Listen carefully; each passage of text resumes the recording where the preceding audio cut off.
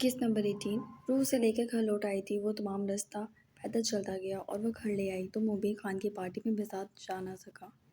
वो मुस्कुरा मुस्कुरा कर उसे देख रही थी क्योंकि वो बहुत खुश थी। अब वो किसी को नहीं मारेगा, उसे इस बात की खुशी थी और बेसात उसकी बात मान कर खुश था। जबकि इससे उसे बहुत नुकसान हुआ था। उसे तो क्या, मुबीन खान को भी नुकसान हुआ था काफ़ी। बेसात ने उन्हें कॉल करने की कोशिश भी की लेकिन बेसोच कि मुबीन खान ने उसका फ़ोन नहीं उठाया। पूरी रात वो सिगरेट पीता रहा है। एक नशा उसे एलएसडी पसंद था। एक नशा वो उसकी आंखों से कराया था जो सारी उम्र नहीं उतरना था। उसके दिल ने ये बात मान ली थी। वो काफ़ी हद तक सिगरेट जलाकर खुद को भी जला चुका था। यहाँ तक के दिन निकल आया। उसने सिगरेट बुझाई और उठकर फ्रेश होने चला गया। जबकि वापस आया तो महरोज उसके कमरे में था। बेजात ने नज़रअंदाज कर दिया। तुम्हारी ज़रूरत थी उन लोगों को। 13 लोग मर गए बेसात, तुम आशिकी करते रहो। वो 13 लोग तुम्हारे मुंतज़िर थे। ये तुम्हारा काम है। मैं तुम्हें कुछ नहीं कह सकता लेकिन मैं इस बात पे हैरान हूँ कि वो एक लड़की जो बेवकूफ़ बना रही है। तुमने उसे सर पे बिठाने की ठान ली है। शजर तुम्हारा दुश्मन है।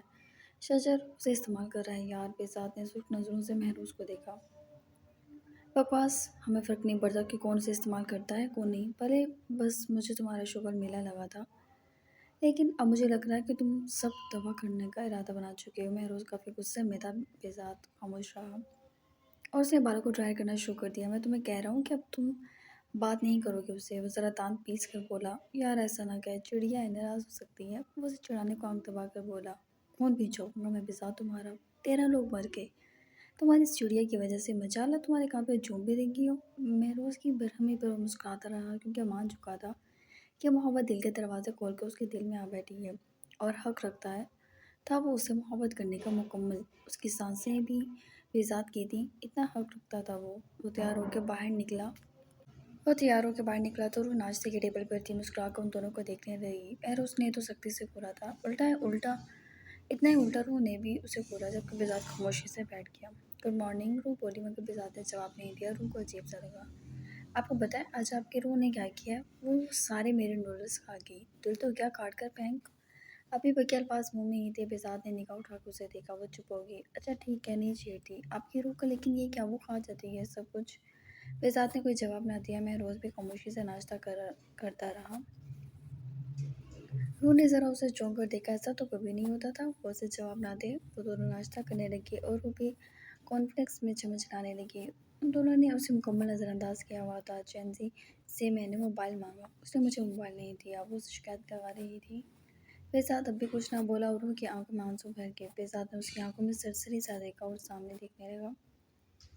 रूह ने आंखें झुकाई तो एक कतरा कॉर्नफ्लेक्स के बाउल में जा गिरा। बेसात ने सख्ती से मुठियाँ भींच कर महरूज को देखा।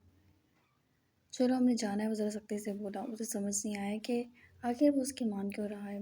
प्लीज़ मेरा मोबाइल तो मुझे दे दे। वो पीछे पीछे हुई लेकिन बेजात ने तवज्जो नहीं दी। बेजात, वो पुकार उठी। वो रुक जाता कि अब कोरिया मोहब्बत मान चुका था लेकिन महरोज उसे घसीट कर बाहर नहीं किया। रूह को उसका नज़रअंदाज करना अच्छा नहीं लगा था। कल रात वो किस तरह उसकी मान रहा था। सब देख रहे थे। वो खुश हुई थी क्योंकि वो एक माफिया गैंगस्टर वो कैसे उसके आगे झुका। क्या वो उसे पसंद करता है? वो एकदम सोचने लगी तो दिल धड़का। क्या वाकई उसने आंखों पर हाथ रख लिया? लेकिन ये क्या, वो तो शजर को पसंद करती है। वो उदास हुई। लेकिन मिजाज तो बहुत हैंडसम है, शजर से ज़्यादा। ऊपर से गाना भी कितना अच्छा गाता है। वो सोचने लगी, लेकिन उसने इग्नोर क्यों किया? वो उदासी से अंदर आ गई। कई सवाल थे जो उसके जहन में इस वक्त गुटमुट थे। वो बार बार पलट पलट के देखती कि वो शायद आ जाए वापिस। बेजात ने अपने मोबाइल पर ये सब देखा था। उसने महरोज को गुस्से से देखा जिस पर महरोज ने उसका मोबाइल खींच कर डैशबोर्ड पर रखा। हमारे लिए ज़रूरी है मुबीन खान से मिलना, चलो। वो बोला तो बेजात भी समझता था। वो अपनी कोताही की वजह से 13 लोगों का जिम्मेदार हो चुका था। उसने गाड़ी स्टार्ट कर ली और बेजात गाड़ी से बाहर झाँकने लगा। बरसों बाद मुस्कुराहट ने लबों को छुआ था। उसका दिमाग बिल्कुल माफ था। अनीसा रूह की माँ है, कैसे, क्यों? अनीसा हारून बेग। वो जानता था अनीसा ने अली शाह के इंतकाल के बाद 2 साल बाद हारून बेग यानी अली शाह के दोस्त से शादी कर ली थी। तो अनीसा की बेटी रूह कैसे थी? जबकि रूह अली शाह का बेटा था और अनीसा को अली शाह से कोई औलाद नहीं थी। फिर रूह कौन थी? अनीसा का रूह से क्यों था ताल्लुक? वो सर थामे बैठा था। अपने ऑफिस में के दरवाज़ा बजा। उसने सर उठाया। हारून बेग को अपने सामने देखा। वो खड़ा हो गया। आज सल्यूट नहीं मारा क्योंकि दिल नहीं किया। उसे मामा लग रहा था अब। हारून ने नज़रअंदाज किया। बरखुरदार, वेरी गुड, काफ़ी कामयाबी से तुमने इस सारे पैसेंजर को बचाया। मुझे तुम्हारा यही पैशन बहुत पसंद है कि तुम या तो जान ले लोगे या जान दे दोगे। I like it. मुस्कुराते हुए वो चेयर की सीट कर बैठ गया। शजर कुछ नहीं बोला, खुद भी बैठ गया। मुझे तुमसे एक अहम काम है शजर। हारून ने संजीदगी से उसे देखा। शजर ने आंखें उठाई। मैं चाहता हूँ अनीसा को प्रोटेक्शन दो। मुझे नहीं इल्म कि उसे बेजात का बुखार क्यों चढ़ गया, लेकिन बेजात पर हमला अगर मुमकिन नहीं तो अनीसा की प्रोटेक्शन तो हो सकती है। तो अनीशा तो अनीसा को प्रोटेक्ट करो, उसको सिक्योरिटी तुम दोगे। इसके अलावा वो कुछ ज़्यादा राजदारी से झुका। मैं जानना चाहता हूँ कहाँ कहाँ जाती है, क्या करती है। वो बोले तो शजर उन्हें खामोशी से देखता रहा। आई नो तुम अपनी ड्यूटीज़ बेस्ट वे में करते हो। वो उसका शाह थपथपा के उठे और बाहर निकलने लगे। क्यों? आपको आपकी अपनी बीवी पर ट्रस्ट नहीं? उसके सवाल पे हारून पलटा। पहले तो हैरानगी से उसे देखने लगा और फिर हल्का सा मुस्कुराया। शादी कर लो, फिर मैं तुमसे पूछूंगा कि बीवियाँ भरोसे की लायक होती हैं। वो सर झटक कर बोलते बात हंसी में उड़ाने लगे था कि फिर वो टोक गया। मैम अनिसा बहुत ज़बरदस्त खातून है। उनके बारे में ऐसा सुन के हैरान की है। खूबसूरत औरत और मर्द की जेब का पैसा एतबार के काबिल नहीं, किसी और के हाथ में जाए इसका मुकद्दर है। वो मुस्कुराए और चली गई। सर वो आदमी फिर से आया, कहता है हारून सर से कहीं क्या मिलना है, इंतज़ार कर। वो बोली सर 1 महीने से बेचारा इंतज़ार की सूली पर है। अगर इतना तुझे बेचारा लग रहा है तो तुझे भी बेचारा बना दो। वो बोले तो बिल्कुल नहीं लग रहा था कि ये जर्नल है। वो मुकाबले झिझक कर रुक गया। उस ये सब सुन सकता था। 10 सालों में उसने ये सब नहीं देखा, या फिर उसने 10 सालों में इन मामलात पर तवज्जो नहीं दी थी। वो फंस गया था, उलझ गया था। उसकी समझ से सब कुछ बाहर था। उसने फाइल खोली। वो इन 13 मजलूमों को देखने लगा जो कि मर गए थे। उसने मुंह का टेबल पे मारा। बेजात अली शाह तुम्हारी मौत मेरी एक ही गोली है, कह के झटके से उठकर वहाँ से निकल गया। इस बात का जवाब रूह दे सकती थी। अनीसा का उससे क्या ताल्लुक है। उसने रूह को कॉल मिलाई तो फ़ोन बेजात की मीटिंग के दौरान बजने लगा। उसने मोबाइल उठा के देखा, बाकी सब उसके हाथ में पिंक कलर देखकर पिंक मोबाइल देखकर शशतर थे, जबकि वो शख्स का नंबर देख रहा था जिसपे किस वाले इमोजीज लगे हुए थे। उसने हाथ के इशारे से उस मीटिंग को रोक दिया। महरोज मुठियाँ बेच के बेजात इस वक्त हम अहम डीलिंग कर रहे हैं, महरोज ने कहा जब बेजात ने मोबाइल साइड पर रख दिया। फ़ोन मुसलसल ब्लिंक हो रहा था। वो मोटियाँ पीछे बैठा काम की जाने मुतवज्जा हो गया। 10 मिनट में उसने वाइंड अप किया और वो का मोबाइल पावर ऑफ कर दिया, जबकि महरोज उसकी ये बेताबी देखकर गहरा सांस भर गया। कमाल है, बीवी तुम्हारी है, मोहब्बत उससे करती है, और गज़ब तो यह है कि बीवी उसकी है, मोहब्बत तुमसे करती है। इन हरकतों पर तुम दोनों मर्दों को डूब कर मर जाना चाहिए। वो बंद रखो अपना। बेजात को हैरानगी नहीं हुई थी कि उसे कैसे अंदाज़ा हुआ। अपने तौर तरीक़ों से सबूत दे चुका था और उसके जिस्म पर नाम गवाह था कि रूह उसकी है। वो बाहर निकला और रुख मुबिन खान की जानिब कर लिया। महरोज को वहाँ जाने की इजाज़त नहीं थी, तब भी वो बाहर ही रुक गया। लेकिन किस्मत ने मालूम नहीं क्या लिखा था। किसी ने उसे देखा और उसकी तस्वीर ले ली। इसका उसे अंदाज़ा न हुआ और मुस्कुरा कर हारून बेग के ऑफिस की जानिब बढ़ गया। परविशा घर में दाखिल हुई तो बुरी तरह थकी हुई थी। लौटने के बाद भी वो ड्यूटी पर थी, तो अब उसका जिस्म टूट रहा था। वो आई और सामने रूह को दांत निकालते देख उसके दिमाग पर झटका लगा था। हाय परविशा, थैंक गॉड तुम आ गई यार। वो उछली और उसके पास आ गई। परविशा की ज़ुबान तालू को लग गई थी। रूह ने उसे गोल गोल घुमा दिया। अभी मैं जैनजी का दिमाग खा रही थी, अब तुम्हारा खाऊंगी। वैसे तुम थकी थकी लग रही हो। वो ज़रा फिक्रमंदी से बोली। एक काम करते हैं, तुम फ्रेश हो जाओ, मैं तुम्हारे लिए मज़ेदार से नूडल्स बनाती हूँ, स्पाइसी से। और स्पाइसी चीज़ें खाकर तो खानी ही उतर जाती है। वो मज़े लेकर बोली, जबकि परविशा ने उसके हाथ से हाथ निकाल लिया। तुम यहाँ क्यों आई हो? तुम्हारा अपना घर नहीं है? मैं उसे पसंद करती हूँ। तुम्हें ये बात क्यों नहीं समझ आती? मैं क्या करूँ? मैं तुम्हें कैसे समझाऊँ? कैसे? मैं एक ज़िंदगी से उसका इंतज़ार कर रही हूँ, और जब मुझे लगता है वो मेरा हो जाएगा, तब तुम्हारा नाम जो उसके वजूद पे दिखा है मेरी आंखों के सामने आ जाता है। तुम्हें पता है मुझे किसी से नफ़रत नहीं है, ना मुझे किसी को देखकर तकलीफ़ होती, लेकिन जब जब मैं तुम्हें देखती हूँ मुझे लगता है मैं अज़ियत में हूँ। तुम जाओ यहाँ से, तुम जाओ, निकलो। उसने आंसू साफ किए, सामान फेंका और उसे बाहर धकेल दिया। वो साकेत खड़ी थी। जेंजी आंखें फाड़े बलोचा को देखने लगी। मैम मैम सर बहुत खफा होंगे। जेंजी ने उसे रोकना चाहा। चुप रहो तुम। परविशा जैसे अपने इख्तियार से बाहर थी। रूह की आंखें भी गई थी। वो कंफ्यूज थी, बहुत ज़्यादा कंफ्यूज। क्या कह रही हूँ मैं? तुम्हारे मंगेतर को पसंद नहीं करती। तुम ऐसे मत करो। बात मत करो मुझसे, वो बोलने की कोशिश करी थी जबकि परवश ने उसकी जानिब देखा, अंदाज़ में नकाहत थी। लेकिन वो तो तुमसे मोहब्बत करता है ना, जब तक तुम यहाँ रहोगी वो मुझे नहीं देखेगा और तुम्हें शर्म क्यों नहीं आती? तुम दूसरे के दिल उजाड़ रही हो, निकलो। उसने उसे धकेला, रू ने दरवाज़ा थाम लिया। मेरा मेरा इनहेलर। वो सांस भरती चैंजी से बेबसी से बोली। चैंजी पीछे भागी और उसे इनहेलर दिया।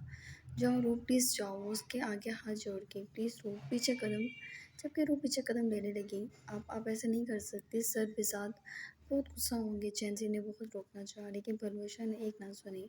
मैम, आप कहीं नहीं जा सकती, गार्ड ने सख्ती से कहा। ये मेरा हुक्म है, जाने दो इसे यहाँ से।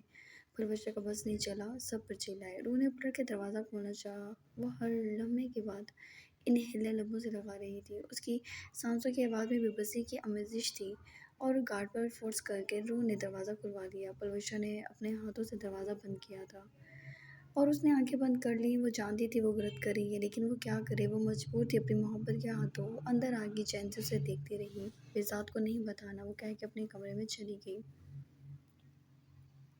जबकि चैन से परेशान थी, वो क्या करती, वो बेज़ात को बता देती या फिर कुछ और करे। लेकिन बेज़ात तो बहुत अहम मीटिंग में मसरूफ़ था और आज से पहले उसने ऐसा किया भी नहीं था। लेकिन जैसी बहुत परेशान थी, उसने पलवशा से छुपकर गार्ड को रूह के पीछे भगाया। लेकिन गार्ड कुछ ही देर बाद लौट आया कि वो उसे इर्द-गिर्द के एरिया में नहीं मिली। उसके बाद उसके अलावा और कोई नहीं था, तो वो उस घर को छोड़ के नहीं जा सकता था। पलवशा फ्रेश होकर आई तो जाए-नमाज़ बिछा ली। वो देख सकती थी चैन सी परेशान है और वक्त तो बड़ी तेज़ी से गुजर रहा था। मगरिब और फिर इशा भी हो गई। उसे एहसास था उसने गलत किया, लेकिन वो खुद कर्ज हो गई थी, कुछ देर के लिए ही सही। वो क्या करती, अगर रूह को ना भेजती तो बेज़ात उसका कभी ना होता। वो उसे घर में ले आया था तो दिल में बसा लिया था और दिल में बसा लिया था तो यकीनन कमरे में भी ले जाता। उसका दम घुटने लगा। रूह की फिक्र अलग हो रही थी। बेज़ात अब तक नहीं आया था और रात ढल रही थी। वो परेशान होती नीचे आई और जयंती से रोका पूछा, मैंने मैम कार्ड को भेजा भी लेकिन वो मैडम नहीं है कहीं भी। जयंती अब रोने लगी थी। पलवशा ने एक नज़र उसको देखा और अब उसे परेशानी हो रही थी। ये सच था कि उसने गलती कर दी थी, लेकिन बेज़ात को कौन सँभालता? अब वो खौफ से थरथरा रही थी। परेशानी से उसने कुछ देर मज़ीद बेज़ात का इंतज़ार किया और जब वो ना आया तो वो ना चाहते हुए वो शजर को कॉल मिला गई, क्योंकि असद को करती तो वो भी इतनी जल्दी उसे ढूंढ ना पाता और बाकी वो किसी को जानती नहीं थी। ज़ाहिर नसीब, वो लाइन हो आपकी, यहाँ पे मिठाइयाँ बँटवाऊँ पूरी फ़ोर्स में, मुस्कुरा कर बोला था। जबकि परवश इतना परेशान थी कि रोई पड़ी। क्या हुआ? शजर फाइल छोड़कर सीधा हो गया वो। बताओ पलवशा, क्या हुआ है? मुझे आपकी मदद चाहिए। मेरी मेरी फ्रेंड रूह, मैंने उसे घर से निकाल दिया और शाम से अब रात हो गई है। वो बता गई। शुजर का दिमाग 200 की स्पीड से हरकत में आया था। अगला लफ्ज़ सुने बिना ही उसने कॉल काट दी। पलवशा परेशान से काफ़ी ज़्यादा रो थी। उसे बेज़ात डर लग रहा था और चैन से उसे चुप कराने लगी थी। शुजा ने गाड़ी की चाबी उठाई और बाहर निकला। वो आर्मी आर्मी एरिया में था। उसने बालों में हाथ फेरा और फिक्रमंदी से वो दौड़ता हुआ निकला था। वो आगे क्या क्या और आगे क्या क्या था, ये बात वो जानती थी। रूह का कहीं भी निकल जाना उसके लिए नुकसानदायक था और भी कुछ हमदर्दी भी थी कि उसकी बेवकूफ़ी से वाकिफ़ था। और सबसे अहम सांस का मसला था। वो समझ गया था बेज़ात को भी पता नहीं चला। अगर पता चल जाता तो बलविशा उसे फ़ोन ना करती। वो गाड़ी लेकर निकला था। 15 मिनट के अंदर अंदर बेज़ात के घर के बाहर था वो। उसने बलविशा को कॉल की, क्या तुम मेरे साथ आ सकती हो? उसने पूछा। नहीं, टका सा जवाब दे दिया। वो अपनी परेशानी में भी लब दबा गया और कॉल बंद करके रूह को ढूंढने निकल गया। बात मुनासिब है, मुझे मौका मिला तो लाशें बिछा दूंगा। आखिरी बात कह के उसने हाथ मिलाकर वहाँ से निकलने लगा। वाहिदा को याद रखना, अगली बार तुम्हारी कोताही से मेरे मुल्क के शरीफ शहरियों का नुकसान मैं बर्दाश्त नहीं करूँगा। मैं अपनी गलतियों को मानता हूँ, कह कर निकल गया और सिगरेट लोगों में दबा ली। No smoking. महरोज ने बड़े बड़े दर्ज हुए हरूफ दिखाए और वो नफ़ी में सर हिलाता सिगरेट बुझा गया। लाखों का नुकसान किया तुमने मेरा इस वक्त, वो बोला। जबकि महरोज ने गहरा सांस भरा। यार, नाराज़ हो गई होगी वो, और रूह के बारे में सोचने लगा। मिसा, तुम वाकई से मोहब्बत करने लगे हो। यहाँ पे फ्लर्ट का कीड़ा 10 साल बाद जन्म ले चुका है। बीवियों से फ्लर्ट नहीं बल्कि आशिकी होती है, वो बोला। डिम्पल हल्का सा दिखा और उसके कदम तेज हो गए। महरोज भी मुस्कुरा दिया। रूह के आने के बाद वो हंसने मुस्कुराने जो लगा था। वो घर पहुंचे। पलवशा को हॉल में बैठा देख महरोज तो खुश हो गया, जबकि बेजाद का अंदाज बिल्कुल नॉर्मल था, कुछ खास नहीं था। वो कमरे की जानिब बढ़ गया। जबकि मैं रोज़ उसके पास आ गया। प्यारी आंखों वाली किसका गम मना रही हो? और फ्लर्ट का मौका कभी जाने नहीं देता था। वो बोला तो पलवशा रोने लगी। क्या हुआ? पास खड़ी चैंजी को उसने देखा और पलवशा उसे सब बताती चली गई। Are you mad Palwasha? तुम जानती हो वो लड़की वो मरीज़ है। एक तरह तुम अपने प्रोफेशन के साथ कैसे नाइंसाफ़ी कर सकती हो? रियली वो ज़रा गुस्से में आ गया था। पलवशा शर्मिंदा थी। फिज़ा तो कुछ मत कहना, मैं ढूँढता हूँ।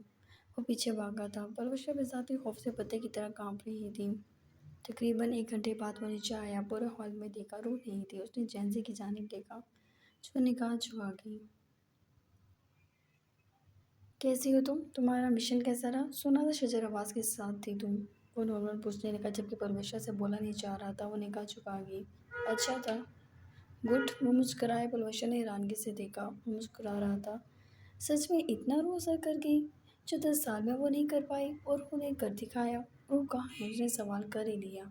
जैनज़ी के लिए तो मुश्किल हो गई। वो नहाने गई है, अभी हमारे साथ ही थी। परोशा ने बात बनाई।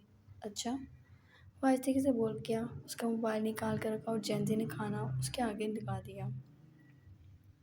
मेहरोज कहाँ गया है? उसने फिर से सवाल किया। वो जैसा जैनजी से सवाल करने पर पलवशा जवाब दे रही थी। चिढ़कर फिजाद ने चम्मच पटक दिया।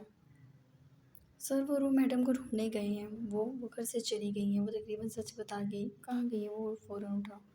वो शाम में चली। मैंने गुस्से से निकाल दिया उसे। बेज़ाद मैं बहुत शर्मिंदा हूँ। मैं पलवशा ने जैनसी की बात मुकम्मल कर दी। बेज़ाद ने उसे ऐसी निगाहों से देखा गोया कोई लचक ही नहीं। दुआ करो मिल जाए। वो मेरी बीवी, इस घर की, मेरी और मेरे किंगडम की मालिक है। माइंडेड पलवशा शजर अब्बास प्लेट फेंकता वो उसे बहुत कुछ जताता वहाँ से चला गया और पलवशा निगाहें झुका गई। गुस्सा एक तरफ, उसे ऐसा नहीं करना चाहिए था।